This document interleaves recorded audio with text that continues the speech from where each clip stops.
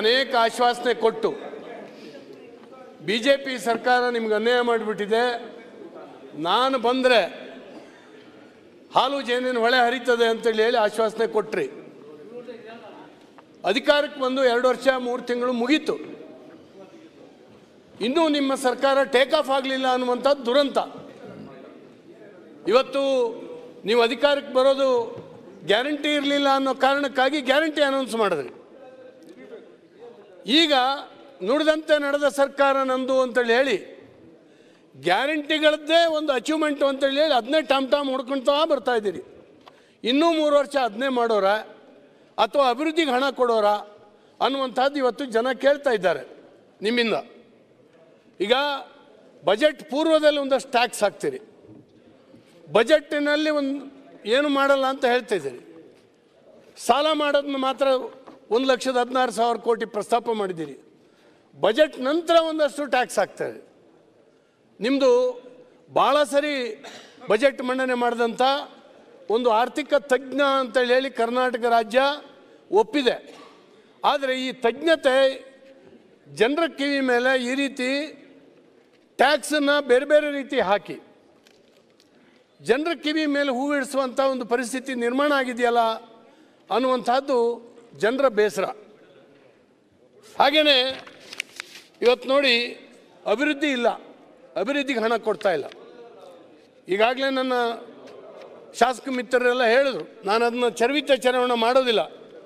ಆಡಳಿತ ಪಕ್ಷದ ಶಾಸಕರೇ ಎಷ್ಟು ಸಾರಿ ಬೇಸರವನ್ನು ವ್ಯಕ್ತಪಡಿಸಿದ್ದಾರೆ ಬೇರೆ ಬೇರೆ ಸಂದರ್ಭದಲ್ಲಿ ಗೊತ್ತಿದೆ. ಅವ್ರಿಗೇನಾದ್ರು ಮಾಡಿ ಸಮಾಧಾನ ಮಾಡಲಿಕ್ಕೆ ಮೊನ್ನೆ ಹೇಳಿದರೆ 50 ಕೋಟಿ ಕೊಟ್ಬಿಡ್ತೀನಿ ಅಂತ. ಸ್ವಾಮಿ, ನಾವು ಈ ಕಡೆ ಬೆಂಚ್ನವ್ರು ನಾವೇನು ಮಾಡಿದ್ದೀವಿ ಅಂದರೆ ಸಮಗ್ರ ಕರ್ನಾಟಕದ ಅಭಿವೃದ್ಧಿ ಆಗಬೇಕು ಅನ್ನುವಂಥ ನಿಮ್ಮ ಚಿಂತನೆ ಇದ್ದರೆ ಎಲ್ಲ ಭಾಗದ ಶಾಸಕರಿಗೂ ಕೊಟ್ಟರೆ ಸಮಗ್ರ ಕರ್ನಾಟಕದ ಅಭಿವೃದ್ಧಿ ಆಗ್ತದೆ, ಇಲ್ದಿರೆ ಅಂಗವಿಕಲ ಆಗ್ತದೆ. ನೀವು ಇದ್ದಾಗ ಏನು ಮಾಡಿದ್ರಿ? ಇದು ಹಾಕಿದ್ ನೀವೇ ಲೆಕ್ಕ ಕೊಡ್ತೀವಿ, ಲೆಕ್ಕ ಕೊಡ್ತೀವಿ. ನಿಮ್ಮವರು ಒಬ್ಬೊಬ್ಬರು ಶಾಸಕರು ಎಷ್ಟೆಷ್ಟು ತಗೊಂಡೋಗಿದ್ದಾರೆ ಶಾಸಕರಿಗೆ ಇದು ಮಾಡಬೇಕು ಅಂತ ನೀವು ಕೊಡ್ಲಿಲ್ಲ. ಎಂ ಬಿ ಪಾಟೀಲ್ ರೇ ಬೇಡ, ನೀವು ಮಾಡಿದ್ರೆ ಹೇಳಿ ಅದನ್ನ. ಎಂ ಬಿ ಪಾಟೀಲ್ ರೇ, ನೀವು ಬಿಜೆಪಿ ಶಾಸಕರಿಗೆ 50 ಕೋಟಿ, ಕಾಂಗ್ರೆಸ್ ಶಾಸಕರಿಗೆ 25 ಕೋಟಿ ಎಲ್ಲ ಪರಿಪಾಠ ಹಾಕಿದವ್ರು ನೀವೇ. ಇಲ್ಲಿ ಕೆಲವರೆಲ್ಲ ಎಷ್ಟೆಷ್ಟು ಹಣ ತಗೊಂಡೋಗಿದ್ದಾರೆ ನಿಮ್ಮ ಕಾಂಗ್ರೆಸ್ ಶಾಸಕರು ಅಪೋಸಿಷನ್ ಅಲ್ಲಿ ಇದ್ದಾಗ ಅಂತೇಳಿ ಹೇಳಿ ನಾನು ಲೆಕ್ಕ ಕೊಡ್ತೀನಿ. ನಮಗಿಂತ ಆಡಳಿತ ಪಕ್ಷದ ಅವತ್ತಿನ ಆಡಳಿತ ಪಕ್ಷ ಶಾಸಕರಿಂದ ಸರ್ ಎಂ ಬಿ ಪಾಟೀಲ್ರಿಗೆ ಒಂದು ಸ್ವಲ್ಪ ನನಗೆ ಅವಕಾಶ ಕೊಡ್ಲಿಕ್ಕೆ ಹೇಳಿ ಸರ್, ಅವರು ಹಿರಿಯರವರು. ಆದ್ದರಿಂದ ಆಡಳಿತ ಪಕ್ಷದ ಶಾಸಕರಿಗಿಂತ ಅವತ್ತು ಕೆಲವು ಕಾಂಗ್ರೆಸ್ ಶಾಸಕರು ಜಾಸ್ತಿ ತೊಗೊಂಡೋಗಿದ್ದಾರೆ ನಮ್ಮ ಮಂತ್ರಿಗಳ ಹತ್ರ. ನಾವೇ ಅನೇಕ ಸಾರಿ ಜಗಳ ಆಡಿದ್ದೀವಿ. ಹೀಗೆ ಕೊಟ್ಟಿದ್ದಾರೆ, ಕೊಡಲಿಲ್ಲ ಅಂತೇಳಿ ಹೇಳಲ್ಲ. ನೀವೇನು ಕೊಡೋದಿಲ್ಲ, ನಿಮ್ಗೆ ಅವರಿಗೆಲ್ಲ 50 ಕೊಡ್ತೀನಿ, ನಿಮ್ಗೆ 5 ಕೊಡಲ್ಲ ಅಂತೇಳಿ ಹೇಳುವಂಥ ಸ್ಥಿತಿನಲ್ಲಿ ನೀವಿದ್ದೀರಿ. ಏನು ಕಥೆ ಇದು? ಸಮಗ್ರ ಕರ್ನಾಟಕದ ಅಭಿವೃದ್ಧಿ ಆಗಬೇಕಲ್ಲ. ಹಾಗಾಗಿ ಇವತ್ತು ವಿದ್ಯುತ್ ಧಾರಣೆ ಎಷ್ಟು ಜಾಸ್ತಿ ಆಗಿದೆ ಅಂತ ನಿಮ್ಗೆ ಗೊತ್ತಿದೆ. ವಿದ್ಯುತ್ ಬಿಲ್ಲು ನಿಮ್ಮ ಮನೆಗೆ ಬರ್ತದಲ್ಲ ಪಾಟೀಲ್ರೆ, ದಯವಿಟ್ಟು ತೆಗೆದು ಓದಿ. ಫಿಕ್ಸೆಡ್ ಚಾರ್ಜು ಸಿಕ್ಕಾಬಟ್ಟೆ ಜಾಸ್ತಿ. ಆ ಕಾರ್ಪೊರೇಷನ್ ನೌಕರಿಗೆ ಪಿಂಚಣಿ ಕೊಡಲಿಕ್ಕೆ ನಾವು ದುಡ್ಡು ಕೊಡಬೇಕು. ಪೆನ್ಷನ್ ಅಧ್ಯಕ್ಷರೇ, ನಾನು ನನ್ನ ಮನೆಯ ಉರಿಸಿದ ವಿದ್ಯುತ್ ಬಿಲ್ನಲ್ಲಿ ನಾನು ಪೆನ್ಷನ್ ಕೊಡ್ಬೇಕಂತ. ಇದು ಯಾವ ನ್ಯಾಯ ಅಂತ ನನಗೆ ಗೊತ್ತಿಲ್ಲ. ದಯವಿಟ್ಟು ಅದನ್ನು ಸ್ವಲ್ಪ ತೆಗೆದು ನೋಡಿ. ನೀವು ಭಾಳ ದೊಡ್ಡ ಬಿಲ್ ಬರ್ತದೆ, ನೀವು ಲೆಕ್ಕಕ್ಕಿಲ್ಲ ನಿಮಗೆ, ಅದನ್ನ ಯಾರಿಗೋ ಹೇಳ್ತೀರಿ ಕಟ್ಟಕ್ಕೆ. ಒಂದು ಸಾರಿ ಬಿಲ್ ಓದಬೇಕು ನಾವು. ಇದು ಯಾವ ನ್ಯಾಯ ಇದು? ಸರ್ಕಾರಕ್ಕೆ ಹಂಗಾದ್ರೆ ಅವ್ರು ಪೆನ್ಷನ್ ಕೊಡಲಿಕ್ಕಾಗಲ್ವಾ? ಬಳಕೆದಾರ ಆ ಪೆನ್ಷನ್ನ ನಾವು ಕೊಡಬೇಕಾಗ್ತದಾ? ಈಗಾಗಲೇ ನಮ್ಮ ನಾಯಕರು ಹೇಳಿದ್ರು, ಎಲ್ಲಿ ಮಾಡಿದ್ದೀರಿ ನೀರಾವರಿ ಪಾದಯಾತ್ರೆ ಅದು ಇದು ಮಾಡಿದಂಥವ್ರು ನೀರಾವರಿಗೆ ಎಷ್ಟು ಹಣವನ್ನು ಖರ್ಚು ಮಾಡಿದ್ದೀರಿ? ವಿದ್ಯುತ್ ಉತ್ಪಾದನೆ ಜಾಸ್ತಿ ಮಾಡಿದ್ದೀರಿ ಇವತ್ತು. ಎಲ್ಲಾಗಿದೆ ಸರ್ಕಾರದ ಕಡೆಯಿಂದ? ಹಾಗೆ ಯೂನಿವರ್ಸಿಟಿಗಳು ಯಾವುದು ಹೊಸ್ತು ಮಾಡಿದ್ದೀರಿ? ಯಾವ ಕಾಲೇಜ್ ಹೊಸ್ತು ಮಾಡಿದ್ದೀರಿ ನೀವು? ಈಗಾಗಲೇ ಮಿತ್ರರು ಹೇಳಿದ್ರು, ಶಾಸಕರ ಪ್ರದೇಶಾಭಿವೃದ್ಧಿ ನಿಧಿ 2 ಕೋಟಿ ಕೊಡ್ತಾ ಎಷ್ಟು ವರ್ಷ ಆಯಿತು? ಈಗ ಬಜೆಟಿನ ಗಾತ್ರ ಜಾಸ್ತಿ ಆಗಿದೆ. ದಯವಿಟ್ಟು ಒಂದು 5 ಕೋಟಿನಾದರೂ ಶಾಸಕರಿಗೆ ಪ್ರದೇಶಾಭಿವೃದ್ಧಿ ನಿಧಿ ಕೊಟ್ಟರೆ ಎಲ್ಲ ಭಾಗದ ಶಾಸಕರು ಒಂದು ಗೌರವದಿಂದ ಕೆಲಸ ಮಾಡ್ಬೋದು. ಈಗ ಶಾಸಕರು ನೀವು ಹೌದು, ನಾವು ಹೌದು, ಹೋದಲ್ಲೆಲ್ಲ ನಿಮ್ಮ ಮಂತ್ರಿಗಳು ಕೇಳಿದ್ರೆ ನೀವು ಆಶ್ವಾಸನೆ ಇದನ್ನ ಕೊಟ್ಟು ಬಂದುಬಿಡ್ತೀರಿ. ನಮ್ಮ ಕತೆ ಅಂದರೆ ನಾವು ಶಾಲೆ ವಾರ್ಷಿಕೋತ್ಸವಕ್ಕೂ ಹೋಗೋಂಗಿಲ್ಲ, ಎಲ್ಲಿಗೂ ಹೋಗೋಂಗಿಲ್ಲ. ನಮ್ಮ ಎದುರುಗಡೆ ಅರ್ಜಿಗಳು ಬರ್ತಾವೆ, ನಾವೇನು ಮಾಡೋದು ಗೊತ್ತಿಲ್ಲ.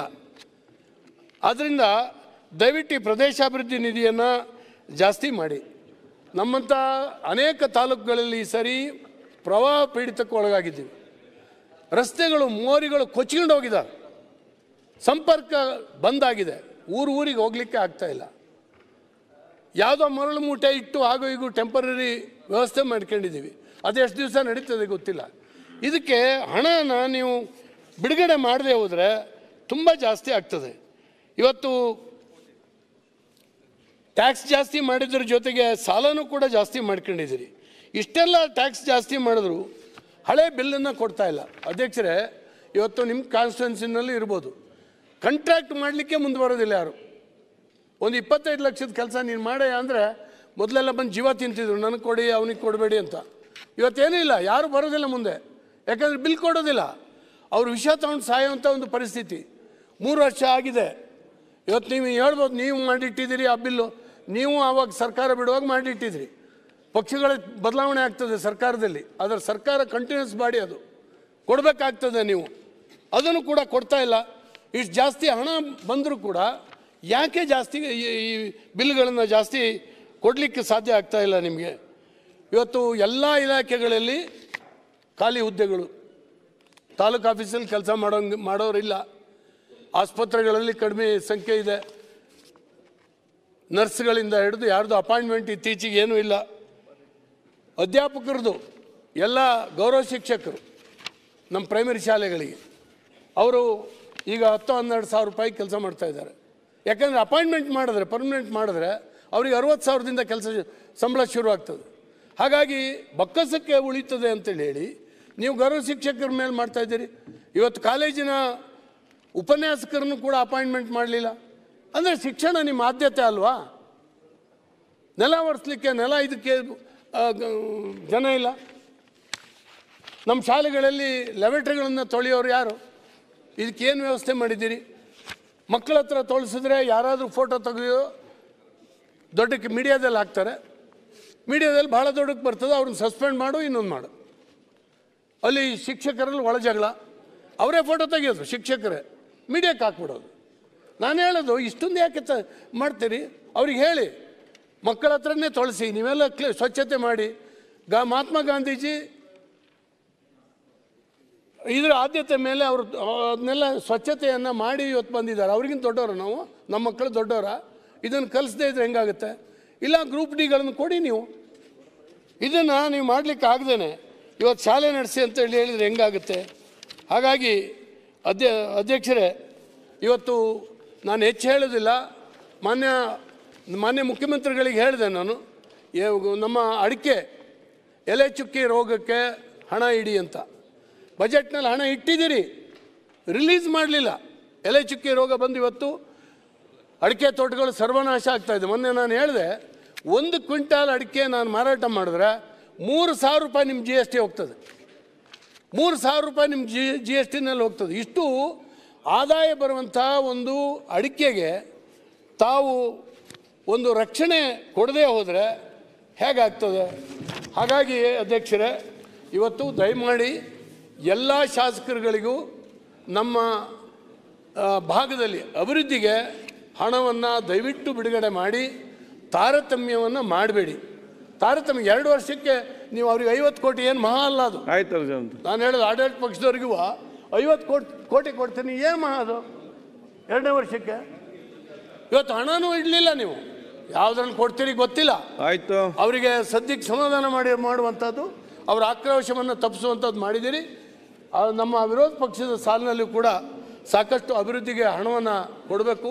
ಸಮಗ್ರವಾಗಿ ಈ ರಾಜ್ಯದಲ್ಲಿ ಅಭಿವೃದ್ಧಿ ಆಗಲಿಕ್ಕೆ ಅವಕಾಶ ಮಾಡಿಕೊಡಬೇಕು ಅಂತೇಳಿ ಹೇಳಿ ವಿನಂತಿ ಮಾಡ್ಕೊಳ್ತೀನಿ. ಅನೇಕ ಮಾತಾಡೋದಿದ್ದರೂ ಕೂಡ ನೀವು ಸಮಯ ನಿರ್ಬಂಧ ಹಾಕಿಬಿಟ್ಟಿದ್ದೀರಿ.